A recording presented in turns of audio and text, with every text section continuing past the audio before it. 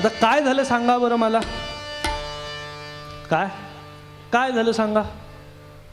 तुम्ही डोळे बंद केले, काय भजन करायला सुरुवात केली, तर तुम्हाला आठवण राहिली का मी कुठे बसलोय, मी कोणाच्या शेजारी बसलोय, मी कधी बसलोय, कशाला बसलोय, ही आठवण राहिली का. नव्हे नव्हे, मी भजन करतोय हेही आठवण राहिली का. काय मी तोंडाने नामस्मरण मला घ्यायचंय, रामकृष्ण हरी म्हणायचंय, ही जरी मनात राहिली का आठवण. नाम ओघाने येत गेलं. कसं झालं, नाम ओघाने येत गेलं. आणि जेव्हा स्वतःला विसर पडतो तेव्हा आपण ब्रह्मरूप नाही का झालो.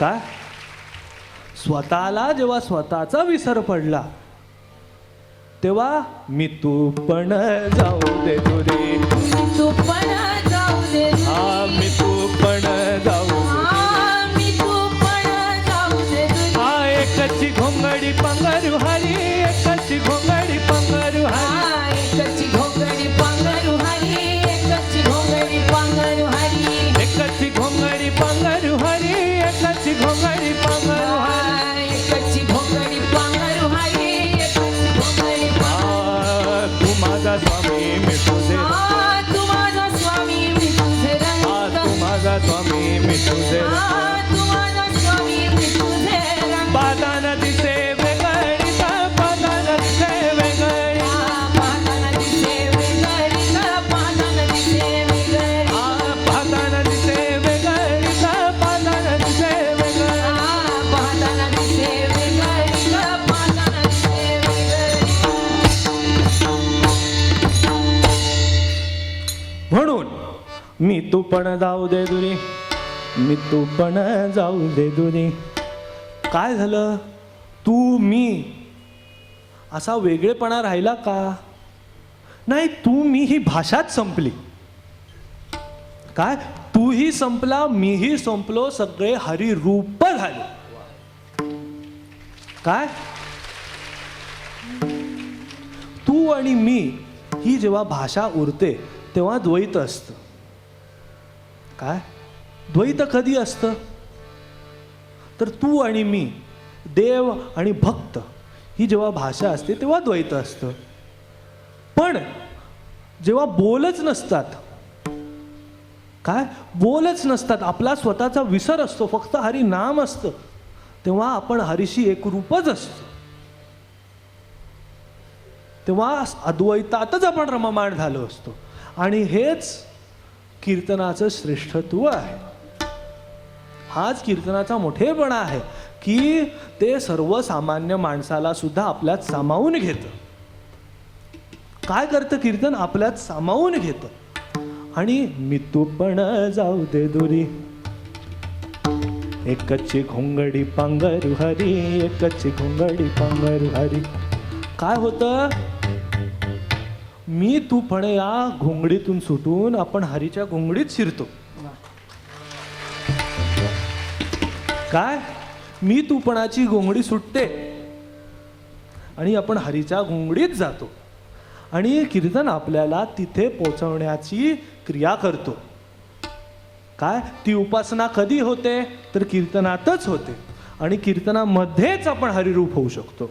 म्हणून कीर्तन चांग, कीर्तन चांग, कीर्तन चांग, कीर्तन चांग, कीर्तन चांग, कीर्तन चांग, कीर्तन चांग, कीर्तन चांग, कीर्तन चांग, कीर्तन चांग, कीर्तन चांग, होय अंग हरिरूप, होय अंग हरिरूप, होय अंग हरिरूप, होय अंग हरिरूप.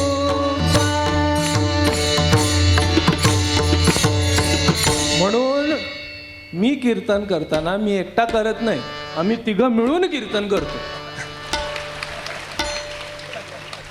ब्रह्मभूत काया होतसे कीर्तनी, काया होतसे कीर्तनी, ब्रह्मभूत काया होतसे कीर्तनी, ब्रह्मभूत काया होतसे भाग्य तरी ऋणी तयाचा, भाग्य तरी ऋणी देवायचा, भाग्य तरी ऋणी देवाचा. ब्रह्मभूत काया होतसे कीर्तनी, ब्रह्मभूत काया होतसे कीर्तनी, ब्रह्मभूत काया होतसे कीर्तनी, ब्रह्मभूत काया होतसे कीर्तनी, भाग्य तरी ऋणी देवायचा, देवायचा भाग्य तरी ऋणी देवायचा. हो, म्हणून अजून काय भाग्य लागतं? तुम्ही म्हणता की 3 दिवशी 3 पिढ्यांनी कीर्तन केलं पाहिजे. 3 पिढ्याचं कीर्तन एकदम बघायला मिळतंय, काय हरकत आहे? काय 3 पिढ्याचं कीर्तन आज एकदम होत आहे. म्हणून काय झालं हे? काय झालं तर हे कीर्तनात माझ्या समरस झाले. काय कीर्तनामध्ये चालू लागले.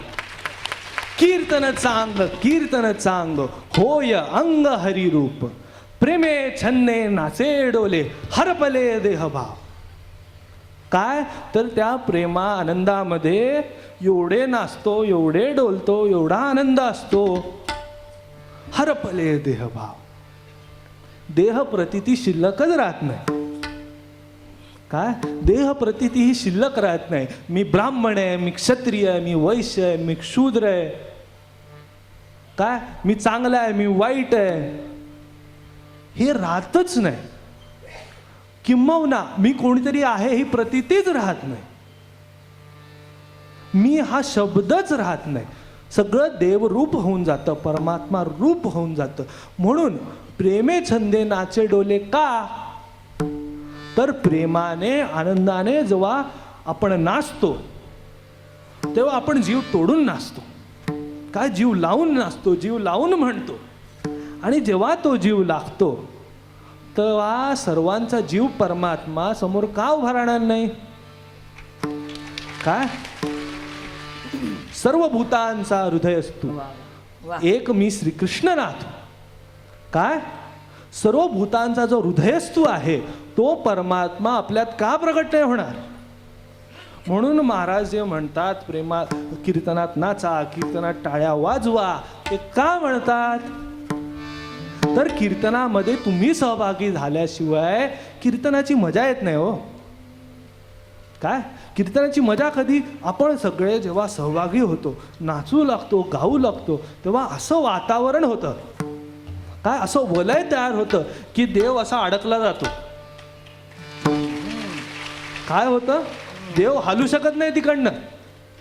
हा धरिला पंढरीचा चोर, धरिला पंढरीचा चोर, धरिला पंढरीचा चोर, धरिला पंढरीचा चोर. गळा बांधो निया दोर, गळा बांधो निया दोर, धरिला पंढरीचा चोर, धरिला पंढरीचा चोर. गळा बांधो निया दोर, गळा बांधो निया दोर, धरिला पंढरीचा चोर, धरिला पंढरीचा चोर.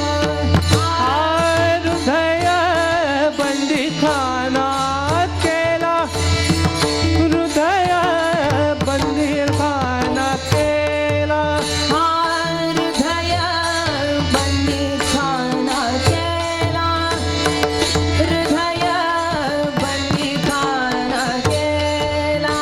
आता विठ्ठल कोंडीला, आता विठ्ठल कोंडीला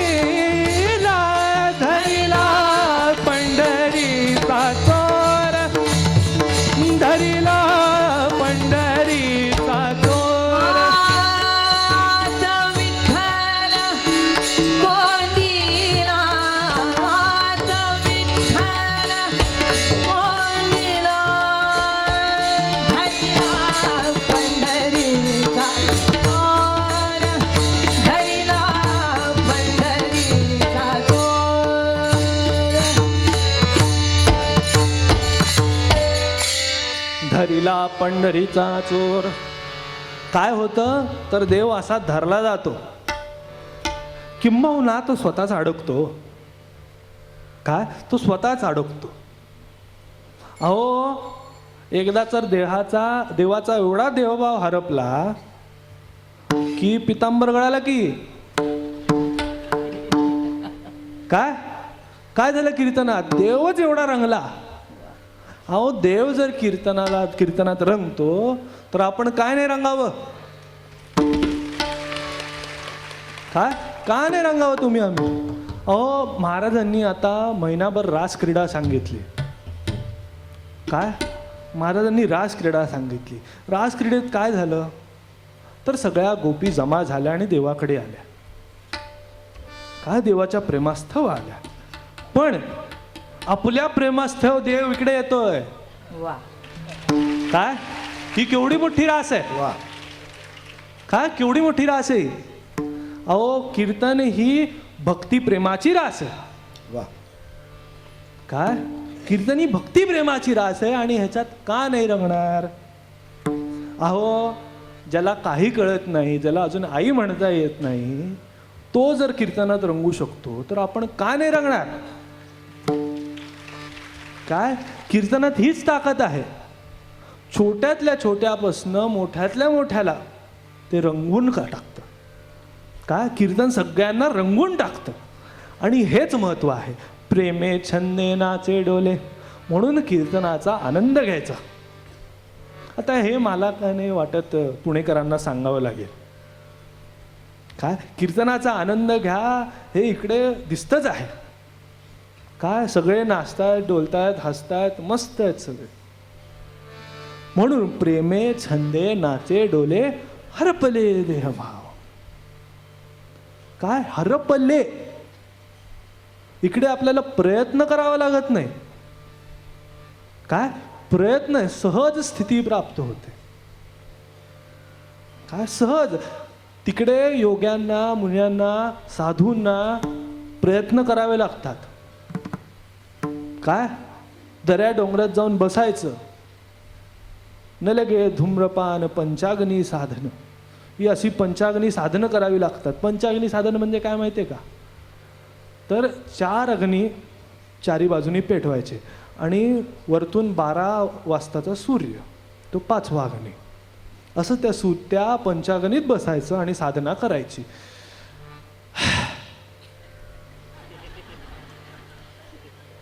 काय आत्ताच श्वास घेतला. काय नंतरचं कसं जमायचं? काय हे पंचाग्नी साधन कोणाला जमायचं? ज्यांना जमतं ती नखाबोटावर मोजणारी माणसं आहेत. काय पण सर्वसामान्य माणसांना काय?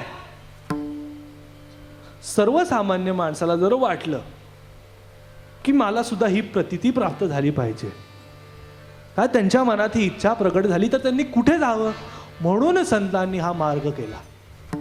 मार्ग दावणी गेले आधी दयानिधी संतते, दयानिधी संतते, दयानिधी संतते. मार्ग दावणी गेले आधी दयानिधी संतते, दयानिधी संतते, दयानिधी संतते.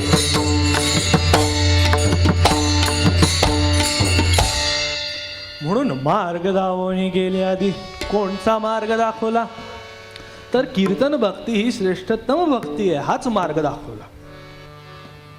काय हाच मोठा मार्ग. अहो प्रवचन जरी झालं, काय आपण प्रवचन जरी घेतलं तरी प्रवचनात ऐकणंच होतं. काय प्रवचनात ज्ञानच ग्रहण करू शकतो. पण भक्तीची जी विशेषत्व आहे, भक्ती जर तुम्हाला विशेषत्वाने भोगायची असेल तर कीर्तनातच. म्हणून निर्गुण रूपी परमात्मा सगुण साकार का झाला? आलिंगणी सुख वाटे, प्रेम चिदानंदी गोठे, हर्षे ब्रह्मांड उत्तटे, समूळ उठे मी पण. काय आलिंगणी सुख वाटे. या आलिंगणामध्ये एवढं सुख आहे की देव स्वतः सगुण साकार झाला. दोवरी दोरी घेऊनी बुजा, अलिंगव्या लागोनी तयाचे अंग, तया संगाचे सुरवाडे, मज विदेहा देह धरणे गडे, किंबहुना आवडे निरुपम. काय देव कसा झाला माहितीये का? देव एवढा आतुर झाला, एवढा वेडा झाला की दोवरी दोन्ही भुजा. काय केलं माहितीये देवानी? तर आलिंगन घालताना 2 भुजांचं आलिंगन, पण देवानी अजून 2 भुजा घेऊन अवतीर्ण झाला. का? तर मला अजून जवळीक पाहिजे.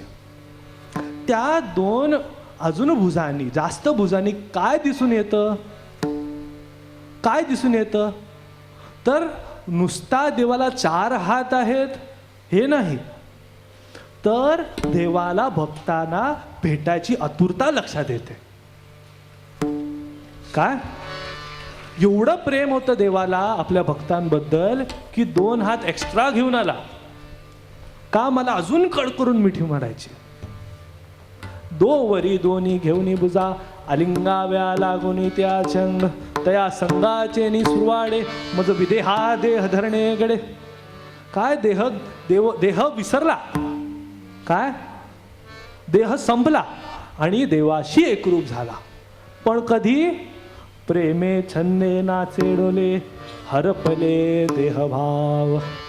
त्या प्रेमाने आनंदाने आपण जेव्हा हरिकीर्तन करू, देवाचं नामस्मरण घेऊ, तेव्हाच आपल्याला ही स्थिती सहज प्राप्त होईल. विठ्ठल विठ्ठल.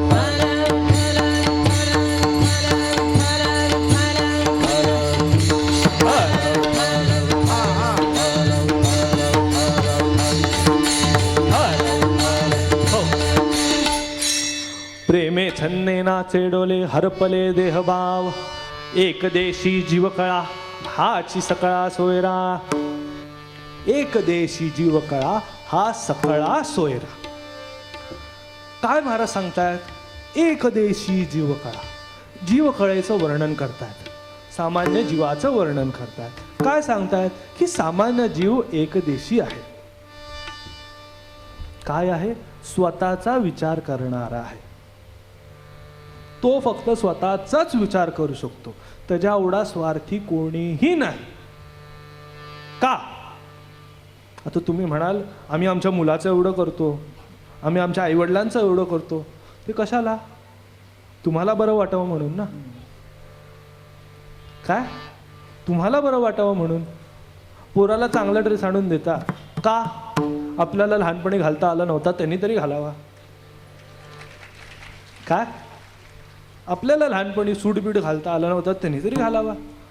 म्हणून कितीही जरी झालं तरीही देव एकदेशीच आहे. कितीही प्रेम व्यक्त केलं तरी ते स्वतःची पूर्तता करण्याकरता, स्वतःला समाधान देण्याकरता आहे. एकदेशी जीवकळा हा सकळा सोयरा. जीव कसा आहे? स्वतःचा विचार करतो. पण संत कसे आहेत? तर हा सकळा सोयरा, सगळ्यांचा सोयरा आहे. सगळ्यांचा विचार करतात संत. आता तुम्ही म्हणाल कसा? कसा विचार करतात? अहो, पैसादान म्हणजे काय केलंय? काय? पैसादानामध्ये काय लिहिलंय? तर सगळ्यांना हे ज्ञान मिळो. काय? सगळ्यांना हे ज्ञान मिळो. नवे नवे नुसतं पसायदानापुरतं नाही, तर सगळे अभंग, पूर्ण ज्ञानेश्वरी गाथा, सगळ्यांनी लिहिलेले अभंग हे कशा करता आहे? तर आपल्या करता. म्हणून संत हे कोण झाले? तर आपले सोयरे झाले. आणि खरोखरीच संत आपले सोयरे. का? तर काय झालं? एकदा आमचे नाथ महाराजांच्या घरी श्राद्ध होतं. आणि श्राद्धाच्या वेळेस त्यांनी गावातल्या सगळ्या ब्राह्मणांना बोलवलं होतं आणि सगळ्यांना जेवण ठेवलं होतं. आणि सगळी तयारी वगैरे झालेली. काय? निवांत नाथ महाराज उंबरठ्यावर बसलेले आणि बाहेर बघतच बसले होते. आणि बसलेले असताना दोन मुळविके त्यांच्यासमोरनं गेले आणि ते दोघं कामगार जाता जाता काय झालं तर नाथांच्या घरनं असा सुगंध आला, असा जेवणाचा सुवास आला की त्यांना राहवलं नाही. त्याच्यामधला एक म्हणाला, अरे भैरटराव काय वास आहे हो, हां काय सुंदर वास आहे हो. म्हणालं, गोविंद बुवा आपण नाक बंद करून घेतलेलंच बरं, आपल्या पदरात काय असं सुख नाही आहे. हो म्हणाला, बरोबर आहे बोलणं तुमचं. अहो तोंडात जाता येत नाही, काय हरकत नाही, नाकाने वास तरी घेऊ, काय हरकत नाही. आणि ह्यांचं दोघांचं बोलणं चालू होतं की काय जेवणाचा वास, काय सुंदर आहे. आणि हे बोलणं नाथ महाराजांनी ऐकलं. काय नाथ महाराजांना फार वाईट वाटलं की काय बेचारांची अवस्था. रडू लागले नाथ महाराज, काय बेचारांची अवस्था. अरे दोन चांगले घास तरी पोटात पडावे. म्हणून नाथ महाराजांनी काय केलं तर स्वतः उठले. काय स्वतः उठले, त्यांना दोघांना घेतलं आतमध्ये. त्यांना म्हणाले, त्यांच्या अंगावर हात ठेवला, बाबा चला या आत माझ्याबरोबर चला. आणि नाथ महाराज आल्यावर ते घाबरलेच एकदम. नाथ महाराज जेव्हा दरवाजाच्या बाहेर पडले तेव्हा त्यांना वाटलं ह्यांनी आपलं बोलणं ऐकलं, आपलं काय खरं नाही, काय आपलं काय खरं नाही. आणि घाबरलात. आणि नाथ महाराज आले आणि त्यांच्या अंगावर हात फिरवला. अरे बाबा भूक लागली आहे ना, काय आवडतं ना तुम्हाला, या माझ्याबरोबर या. अरे उद्धवा यांना दोघांना जेवायला घाल बरं. आणि दोघांना जेवणाच्या ताटावर बसवलं. मग सुंदर जेवण. आता नाथ महाराजांच्या घरचं जेवण म्हणजे काय, पुरणपोळी, कटाची आमटी, बटाट्याची भाजी, भजी, कोशिंबीर, चटणी, वरण भात, असं वाढलेलं सुंदर ताट समोर आलं. आणि पहिला घास घेतला आणि असा तोंडाजवळ नेला. खा खा बाबांनो, घाबरू नका, मी आहे ना, खा तुम्ही.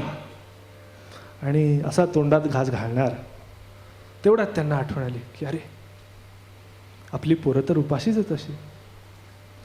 मी जोपर्यंत घरी जात नाही तोपर्यंत त्यांना तोंडात जेवणाचा घास जाणार नाही.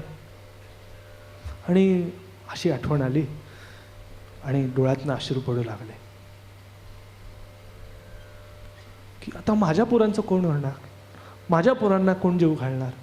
तेवढ्यात नाथ महाराज म्हणाले, अरे बाबा कशाला घाबरतोस, तुझ्या पोराबाळांना मी देतो जेवण पॅक करून. काय शुद्री बंधन तुला मी देतो, तू काय घाबरतो, तू खा निवांत. मग तो एवढा आनंद झाला, त्याला एवढं सुख प्राप्त झालं आणि निवांत जेवला. त्यानंतर ब्राह्मण येणार होते हे त्यांना माहिती होतं. ते म्हणाले काय हरकत नाही, काय माझे 2 वारकरी नीट पोटभर जेवले ना बस झालं. काय त्यांची भूक होती ती मी भागवली बस. म्हणून इकडून काय दिसून येतं आपल्याला, इकडे काय दिसून आलं तर नाथ महाराजांनी सगळ्यांची काळजी केली. स्वतःचा विचार केला का, स्वतःचा विचार केला असतं तर घरात बसून मस्त ताव मारला असता, काय मस्त खाल्लं असतं. पण नाही, सगळ्यांचा विचार केला. तिरे संस्कृताची गहने मोडोनिया शब्द सोपाने. काय केलं, ती ही जी संस्कृताची तीर होती, गीता जरी श्रेष्ठ होती, काय अजूनही गीता श्रेष्ठतम आहे, पण आपल्याला ती समजलीच नव्हती. काय संस्कृत कोणाला वाचण्याचा अधिकार आहे, काय कोणाला वाचण्याचा अधिकार आहे. म्हणून संतांनी काय केलं तर ते जेवण जे शिजलेलं नव्हतं ते शिजवून आपल्याला जेवू घातलं. काय ते शिजवून आपल्याला तोंडात घास भरवला. आणि म्हणूनच पोट आपलं कधी भरलं तर हा वरण भाताचा तुपाचा साजूक घास आपला जेव्हा तोंडात पडला तेव्हा बरं वाटलं. म्हणून संतांनी काय केलं, ऐसे हे सुख साजूक, काय ऐसे हे सुख साजूक, आपल्याला हे साजूक सुख, सुखा भरले गगन गाळी वजे. काय सगळीकडे सुख आहे पण ते गाळून आपल्याला सार भरवलं. काय भक्तिप्रेमाचा सार आपल्याला संतांनी भरवलं. म्हणून एक देशी जीव कळा हाची सकळा सोयरा.